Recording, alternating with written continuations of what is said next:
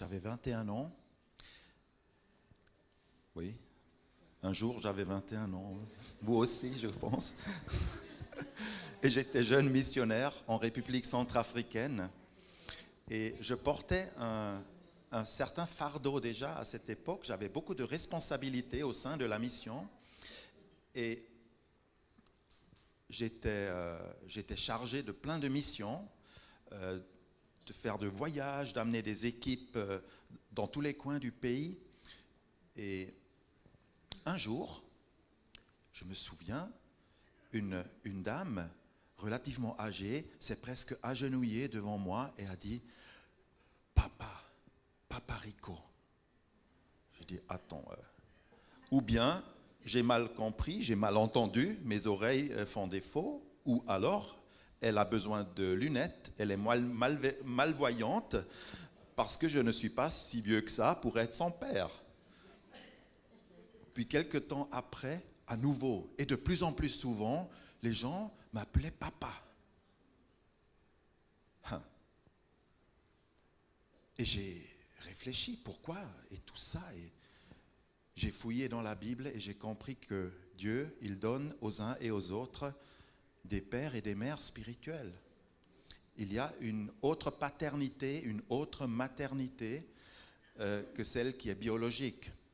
Et les personnes recherchent, nous aussi, nous recherchons des modèles, des personnes qui nous donnent une orientation, des personnes qui nous aiment inconditionnellement. Je peux vous dire, ça n'arrête pas pendant toute notre vie. Les gens cherchent aussi de la tendresse. Ils cherchent des figures de père et de mère. Pour un peu de tendresse, nous sommes parfois prêts de faire n'importe quoi. C'est vrai, n'est-ce pas? Et c'est pour cela que Dieu, il donne à son Église des pères et des mères spirituels. Du coup, à l'âge de 21 ans, j'ai commencé à être un père pour certaines personnes. Et je veux réfléchir avec vous ce matin à ce sujet, à cette question. Comment devenir un père, une mère en Christ? Je vais continuer cette série sur la première épître aux Corinthiens, n'est-ce pas? Je vous ai parlé ces derniers temps, mais comment nous pouvons croître, la croissance individuelle, mais aussi la croissance spirituelle, la croissance de l'Église en tant qu'ensemble.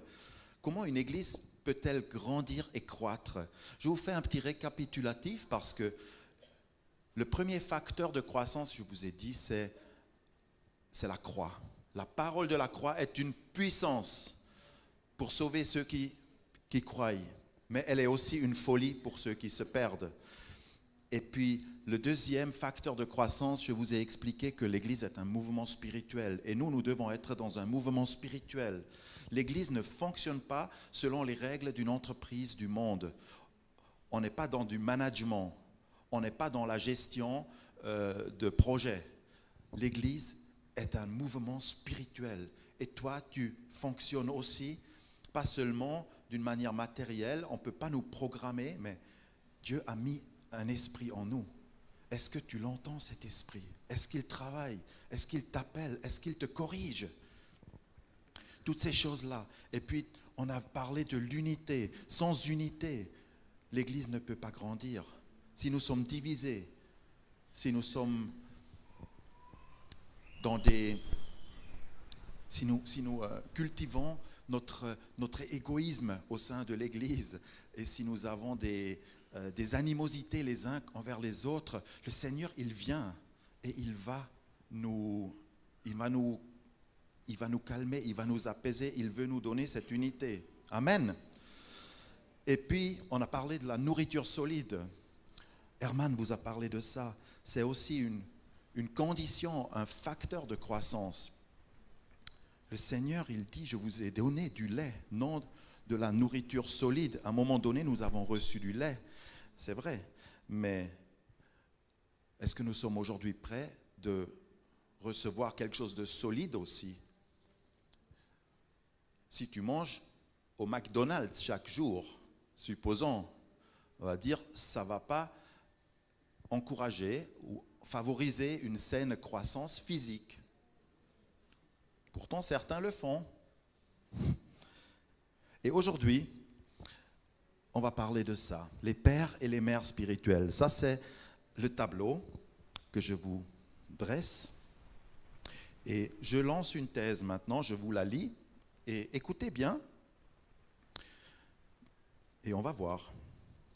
Une église grandit dans la mesure où on trouve dans cette assemblée des pères et mères spirituels. Des personnes qui sont comme un phare dans un océan déchaîné. Les autres peuvent s'y orienter.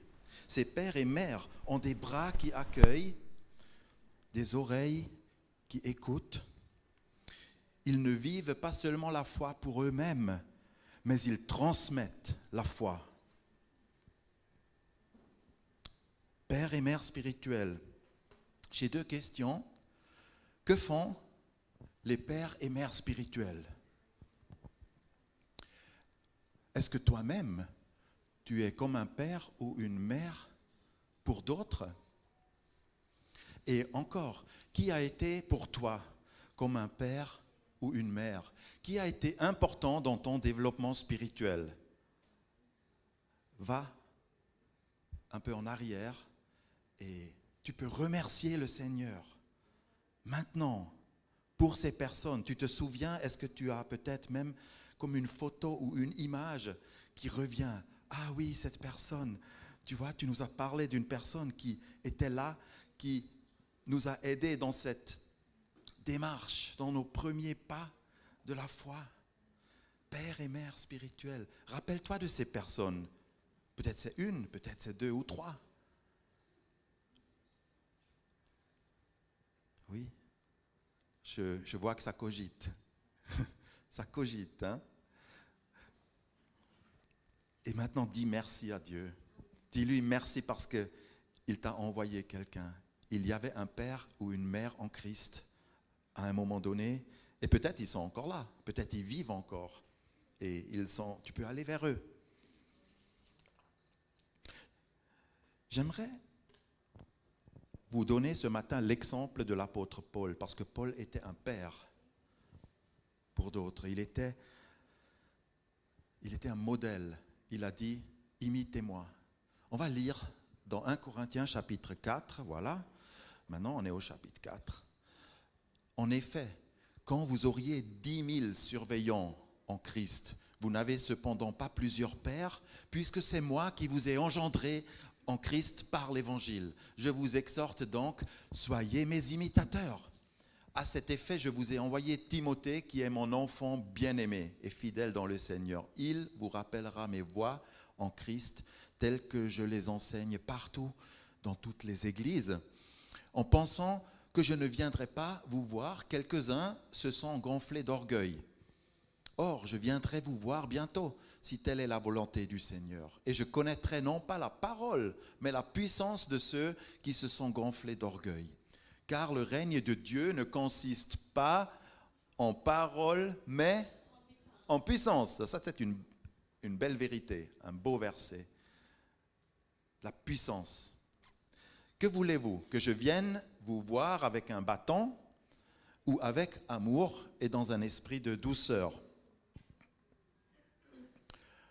Paul, il dit dans ce texte, « Je vous avertis comme des enfants bien-aimés. » Et il dit peut-être vous avez 10 000 précepteurs, 10 000 pédagogues, éducateurs, des tuteurs. En grec, c'est paidagogos, pédagogue. 10 000 éducateurs. Mais vous n'avez pas beaucoup de pères.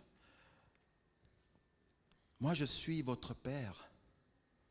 Paul dit, dans ce monde, vous avez besoin tout d'abord d'un père et d'une mère qui prend soin de vous et qui vous accepte. Et ce concept fondamental, le monde actuel, depuis mai 1968, on peut dire, a petit à petit commencé à le vider, à le jeter hors bord. le monde politique, les médias, nous tous, la société, on a commencé à rejeter ce concept fondamental de père et mère, de la famille. Et je n'ai pas besoin de vous dire tout ce qui se passe dans le monde. Mais quand dans nos écoles, des enfants déraillent fréquemment, quand ils sont agressifs, je vous donne un exemple, parce que ma femme, elle travaille ici dans les écoles. Un gamin de 6 ans, il dit aux animateurs du parascolaire ou à une animatrice, écoutez, il a dit, je vais te tuer et je vais prendre la tronçonneuse et je vais te découper en morceaux. Un garçon de 6 ans qui dit ça. Et qu'est-ce qu'on propose? Des psychothérapeutes, des je ne sais pas quoi, quelle sorte de thérapeutes et de psychologues qu'on va leur proposer à ces enfants ou à leurs parents. Mais ce qui manque à cet enfant, dites-moi, qu'est-ce qui lui manque vraiment?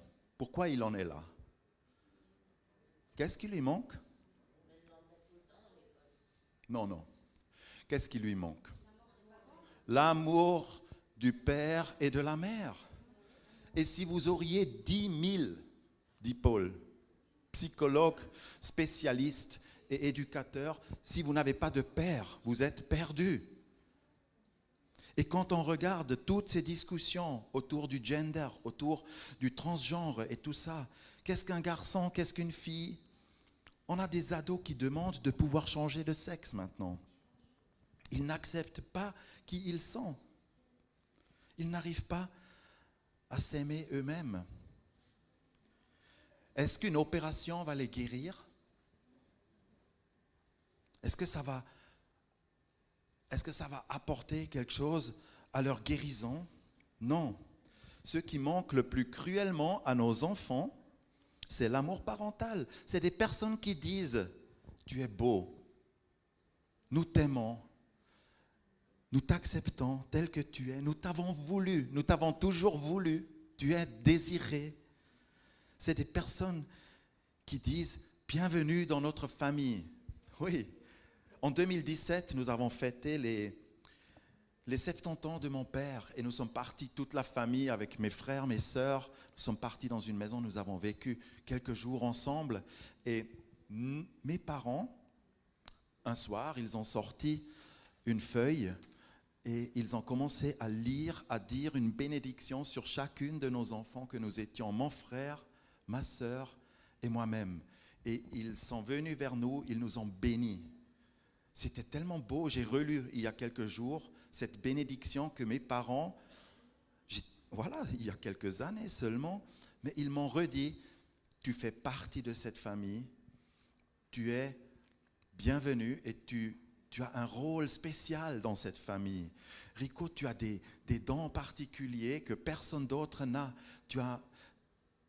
Ils m'ont tellement dit des choses sur moi que je sais, mais à qui j'appartiens en fait.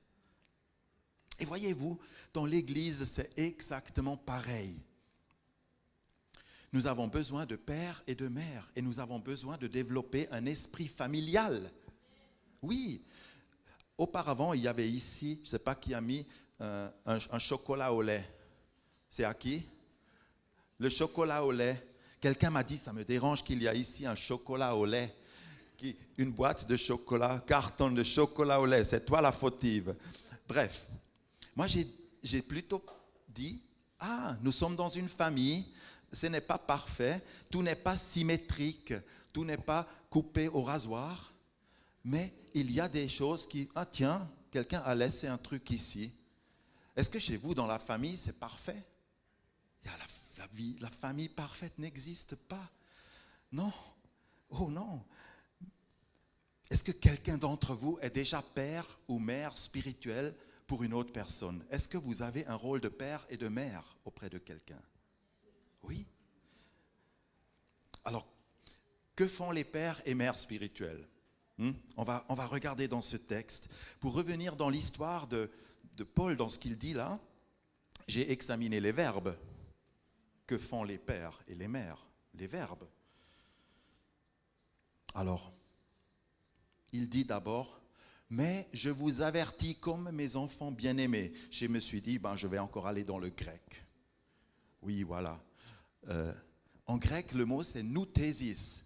Nous, c'est le raison, c'est la raison. La réflexion. Pousser à la réflexion veut dire ce mot. N'est-ce pas? Ou avertir d'un danger. J'ai personnellement averti plusieurs d'entre vous. Plusieurs d'entre vous, à un moment donné, ont peut-être reçu une lettre de ma part, ou ils ont reçu un WhatsApp, ou un coup de fil de ma part, et dans ce message, je vous ai dit quoi? Je vous dis, mon frère, ma sœur, est-ce que tu es en courant que tu cours un danger? Est-ce que tu sens que si tu continues, tu vas vers le mur? Ta foi va couler. Tu es en train de t'éloigner de Dieu et de ta famille spirituelle. Mais je l'ai fait comme un père pour ses enfants. N'est-ce pas, Mathéo? Désolé, des fois je dis des bêtises. Non, mais je ne le fais pas pour embêter. Un père ne veut pas embêter ses enfants. Un bon père, n'est-ce pas? Mais un bon père, il désire vraiment les avertir pour qu'ils ne tombent pas dans le fossé. Qui sont parmi nous ceux et celles qui osent avertir un autre? Sincèrement, tu vois, c'est quelque chose de devenu rare. On préfère, dans cette société, dans ce monde, se taire et laisser faire. C'est ça, n'est-ce pas? Parce que, qu'est-ce que ça me regarde, ce que font les autres? C'est sa vie. Avertir. Un père spirituel est quelqu'un qui avertit. Mais qu'est-ce qu'il fait encore? Il dit, je vous ai engendré. En grec, ça donne genao. Genao, ça a aussi donné le mot genèse. C'est la même racine, genèse. Et ça veut dire, je suis là, ton père. Je suis là dès le début. Je t'ai vu quand tu étais bébé. J'étais à l'église quand tu es venu la première fois et quand tu étais assise ou assis tout au fond dans la dernière rangée. J'étais là, je t'ai vu et je t'ai donné la main, je t'ai salué. Tu te souviens? Ça, c'est les pères et les mères en Christ. Oui, ils sont généralement là depuis assez longtemps. Ils voient le mouvement et ils remarquent aussi quand quelqu'un n'est pas là. Il y a parfois des personnes qui viennent me voir qui disent, t'as remarqué, la fille ou le garçon, il n'est plus venu, il n'est plus là. Cette personne nous manque. Et les pères et les mères spirituelles remarquent cela. Paul dit même en Galates, chapitre 4, 19, « Je souffre à nouveau les douleurs de l'enfantement, jusqu'à ce que Christ prenne forme en vous. » Je ne sais pas comment un homme peut souffrir des douleurs de l'enfantement. Ha ha ha. Est-ce qu'un homme... On dit que les douleurs de l'enfantement sont les douleurs les plus pénibles, les plus difficiles, les plus fortes, n'est-ce pas? Celles qu'une femme souffre lors d'un enfantement. Mais Paul, il dit, je souffre de ces douleurs-là, les douleurs de l'enfantement. Et pourquoi il souffre? Parce qu'il désire que ses enfants marchent avec le Christ, que Christ prenne forme, que la foi se développe en eux. Vous savez quelle est la plus grande souffrance d'un pasteur? Je parle de moi. Quelle est ma plus grande souffrance? Ce serait de perdre un seul d'entre vous. C'est pour cela, il m'arrive de vous avertir, il m'arrive des fois de vous réveiller et d'être comme je suis. C'est la plus grande souffrance. Que parfois, ça me réveille même dans la nuit. Comme pour des vrais enfants, tu souffres spirituellement aussi. Tu souffres pour tes enfants. Qu'est-ce qui fait encore le Père? Parce qu'il faut que j'avance, n'est-ce pas? Il dit, je vous exhorte donc, soyez mes imitateurs. Le mot exhorter. Quelle est la différence entre avertir et exhorter? Dire, ouais, c'est la même chose. Non, c'est pas le même terme. Parce qu'en grec, ici, c'est parakaleo. Dans le mot parakaleo, il y a une connotation de compassion et de douceur. Para veut dire à côté d'eux. Nous connaissons parallélisme, par exemple, ou le paraclète, qui est celui qui console, le consolateur. Je veux dire, si tu es un père, une mère en Christ, pour d'autres, c'est un ministère de consolation et de compassion. Ce n'est pas juste, bam, je t'avertis. Tu n'as pas écouté, tant pis pour toi. C'est un peu, l'avertissement, c'est un peu peut-être comme ça. Ça peut être des fois un peu musclé. Et ça ne nous plaît pas toujours. Mais le paraclète, le paracaléo, ça c'est la douceur du père et de la mère qui montre vraiment comment il souffre avec ses enfants. Ça pourrait dire, mon frère, ça pourrait sonner un peu comme ça, mon frère, ma sœur, est-ce que tu vas bien? Est-ce que tu as besoin d'aide?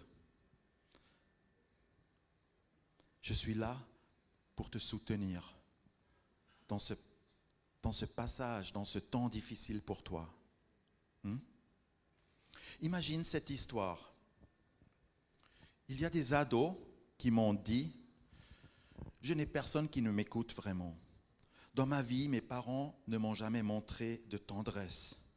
J'ai toujours été envoyé de droite à gauche et de gauche à droite, du père vers la mère, de la mère vers le père, de la mère vers la grand-mère et toujours balancé à un autre endroit. Mes notes à l'école sont mauvaises. Les profs aussi ont commencé à me descendre par leurs réflexions, par leur... oui, ils m'ont critiqué. Rarement j'ai eu un cadeau à mon anniversaire. La plupart du temps, ils m'ont simplement oublié. J'étais seul dans ma chambre à pleurer. Après, j'ai commencé à chercher l'amour dans la sexualité, dans la pornographie. Mais c'est devenu pire. Je n'arrive pas à croire qu'on puisse m'aimer. Il y a des gens qui me disent ça. Je n'arrive pas à croire qu'on puisse m'aimer. Tu sais, en fait, je suis moi-même dégoûté de moi. Imagine cet adolescent qui devient adulte. Qu'allez-vous dire à une personne qui est tellement blessée et déprimée? Vous voyez? Qu'allez-vous lui dire? Peut-être c'est toi, cette personne. Peut-être, sans le vouloir, j'ai décrit quelque chose qui s'est passé dans ta biographie. Je vais vous dire encore quelque chose que Paul dit. Il dit, mais nous avons été pleins de douceur au milieu de vous. Comme une mère qui prend soin de ses enfants, nous aurions voulu, dans notre tendresse pour vous, vous donner non seulement l'évangile de Dieu, mais encore nos propres vies, tant vous nous étiez devenus chers. C'est un de mes versets préférés. Franchement, Paul, il dit, j'ai été pour vous comme une mère. Et plus tard, il dit encore comme un père aussi. Je continue cette exploration. Il dit, je vous exhorte donc, et à cet effet, je vous ai envoyé Timothée. Qui est qui? Qui est Timothée? Mon fils bien-aimé. Ah, voilà, un enfant dans la foi. Il est mon enfant, mais il est fidèle dans le Seigneur. Il vous rappellera mes voies en Christ. Rappelez. Ici, c'est aussi une des choses que font les pères et mères en Christ. Ils rappellent. En grec, anamnèse. Anamnèse, peut-être vous connaissez le mot amnésie. Une amnésie, c'est quoi? La perte de la mémoire. Et je peux vous dire, beaucoup de chrétiens souffrent de cette pathologie. Ils sortent de l'église et ils ne se rappellent strictement plus du tout de ce qu'ils ont vu et entendu. C'est comme si le diable réussissait à tout effacer. Ils sortent et ils me disent, je ne me souviens plus rien. Et tu retombes dans les mêmes travers, toujours les mêmes problèmes, n'est-ce pas? Mais l'anamnèse, c'est justement le contraire de l'amnésie. L'anamnèse, c'est que quelqu'un vient te rappeler à la mémoire. Il te ravive la mémoire. Vous aimez ça? C'est beau, n'est-ce pas? Moi, j'adore. Est-ce qu'il vous arrive, à vous, de rappeler à quelqu'un d'autre la parole de Dieu? Hé, mon frère, ma sœur, t'as jamais lu ceci dans le psaume XY? Tu te rappelles, mon frère, ma sœur, la parole qui dit « N'abandonne pas ton premier amour ». Ah, quelqu'un qui te dit ça, ou il y a tellement de choses. Ne convoite pas. Ne convoite pas ce que ton frère ou ta sœur a. Ne convoite pas ce que les autres familles, ils ont comme, je sais pas, comme acquis matériel, de biens matériels. Ne convoite pas leur vie. Construis la tienne. Construis ton foyer. Construis ta maison. Mon frère, ma sœur, construis ta famille. Et pas convoiter celle des autres. Est-ce que tu as des gens qui rappellent des fois des choses comme ça? Ou c'est aussi, est-ce que tu te rappelles encore comment tu es venu au Seigneur? Ça fait du bien si une personne te pose la question. Rappelle-toi, raconte-moi. Est-ce que Dieu a changé? Est-ce que Dieu est moins bon maintenant qu'il ne l'était il y a quelques années? Est-ce que sa bonté a changé? Non, non, sa bonté n'a pas changé. C'est un fait, ça, rappeler, c'est un travail relationnel. C'est de un à un. Voilà ce que font les pères et les mères en Christ. Et il y a encore un dernier, c'est celui-là, il enseigne. Comme il dit, Paul, comme j'ai enseigné partout, à travers toutes les églises, j'ai enseigné en tout lieu. Paul, en tant que père, ne donne pas seulement des pistes de réflexion, voilà, faites ceci, voilà un conseil. Non, il enseigne. Un enseignement, c'est quoi? Eh bien, c'est une explication. Si vous êtes parent, vous avez certainement remarqué, il ne suffit pas de dire à tes enfants, tu n'as pas le droit de toucher ça. Tu n'as pas le droit de toucher ça. Tu dois brosser tes dents. Vous avez dit ça à vos enfants? Est-ce qu'ils sont brossés les dents? Tu n'as pas le droit ou tu dois? Non, il faut expliquer les règles. Didaskein, il faut expliquer. Cela signifie aussi de transmettre du savoir. Voilà, transmettre de la matière, de former un disciple. Je regarde la montre, il est midi sur cette montre. Waouh, je dis non, je n'ai pas parlé pendant 1 heure. J'aurais un petit film, mais je vais pas. On s'arrête là, je pense. Oui.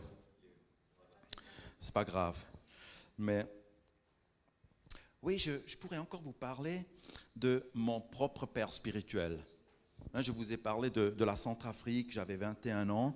Et moi, je ne suis pas allé comme ça là-bas, sans père ni mère. J'avais mon père spirituel qui a travaillé avant moi et qui était un missionnaire expérimenté, un père.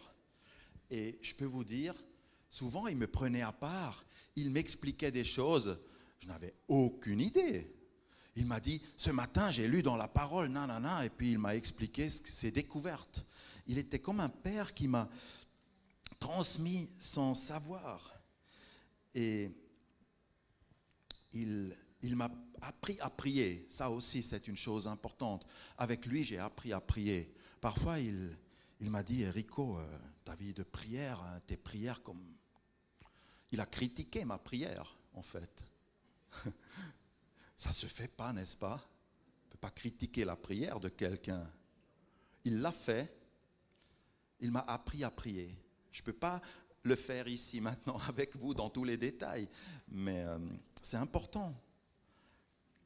Et un jour, il m'a pris, ça je n'oublierai pas, un jour il m'a pris à part et il m'a dit, Rico, quelle est ta vision? C'était en 1990, on ne parlait pas encore de vision ou des choses comme ça, vision d'entreprise. Aujourd'hui, ça c'est un peu un mot passe-partout. Il m'a demandé, quelle est ta vision? J'étais là, quoi? De quoi il parle?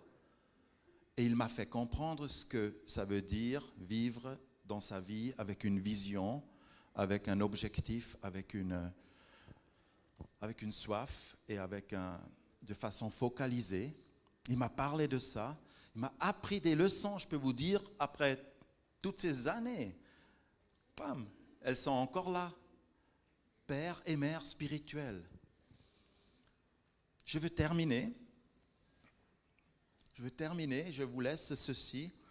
Toi, tu es là, au milieu. Non, c'est faux, mais c'est Seigneur qui est au milieu, n'est-ce pas?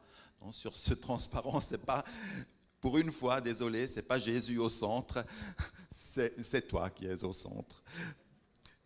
Mais moi, avec mes questions, peut-être aussi avec ma colère, là, ou avec la Bible,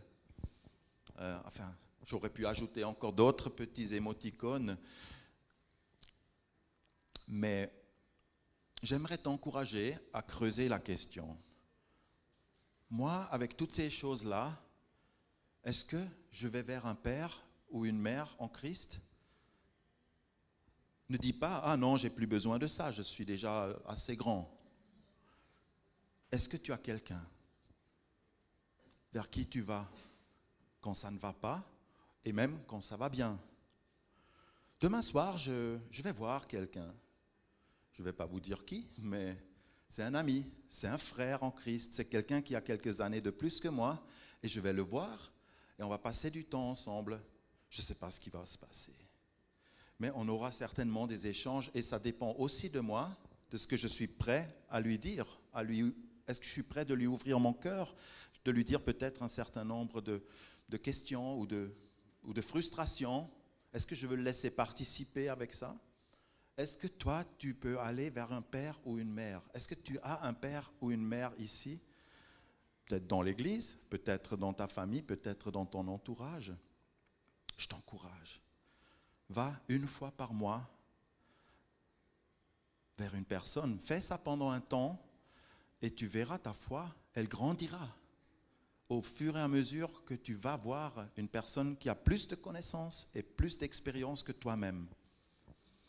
Et dans l'autre sens aussi, je te pose la question, est-ce que tu as un fils ou une fille dont tu t'occupes? En Christ, bien sûr. Est-ce qu'il y a quelqu'un dans l'assemblée que tu vois, c'est une personne qui aurait peut-être besoin un peu d'aide? Est-ce que tu vas vers une personne qui débute dans la foi, un jeune par exemple, qui galère avec plein de questions? Est-ce que tu vas vers lui et tu dis, tiens, cette semaine, on pourrait prier ensemble, puisque tu as tellement de questions, tellement de souffrances, tellement de ton boulot ou ton apprentissage, je ne sais pas. Est-ce que tu veux que je vienne et prier avec toi? Vous comprenez, ce que je suis en train d'enseigner là, c'est la croissance de nous tous, mais de l'Église. Moi, je ne peux pas faire ce travail pour tout le monde. Je le fais ponctuellement là où je peux. Mais si nous ne devenons pas aussi des pères et des mères spirituels, l'Église ne peut pas grandir. Il y aura des nouvelles personnes qui rentrent, peut-être. Je vois quelques nouvelles personnes, je les salue d'ailleurs au nom de Jésus. Mais qui les accueille? Qui est père et mère pour ces personnes-là? Je prie le Seigneur, nous voulons prier. J'aimerais vous demander de vous lever avec moi maintenant et nous allons demander le Seigneur de donner des pères et des mères à cette église, ok? Des pères et des mères spirituels. Seigneur Jésus, je te remercie pour ta parole et pour ton enseignement. Je te remercie, Seigneur, parce que dans nos imperfections, nous pouvons quand même être des pères et des mères pour d'autres personnes. Tu nous équipes et tu nous donnes aussi la grâce. Merci pour ceux dans cette église qui sont déjà pères et mères. pour ceux qui sont déjà dans cette position ou dans cet honneur aussi, qui le font. Je te demande de les renouveler. Je te prie, Seigneur, de les fortifier, de les encourager, parce que ce n'est pas toujours facile d'être père et mère. Parfois, on est aussi fatigué soi-même. Je te prie de les fortifier. Je te demande, Seigneur, aussi pour ceux qui ne sont pas encore père et mère, qui disent, je ne sais pas comment le faire. Seigneur, suscite dans cette église encore des pères et des mères. Suscite, Seigneur, pour cette société des pères et des mères, Seigneur. Oh, combien nos collègues de travail sont perdus, Seigneur. Combien il y a des personnes qui sont tellement attristées, qui sont tellement chargées de choses. Et le diable a fait du bon boulot, Seigneur. Oui, nous confessons, Seigneur, que les pères et les mères vont aller et restaurer ceux qui ont le cœur brisé.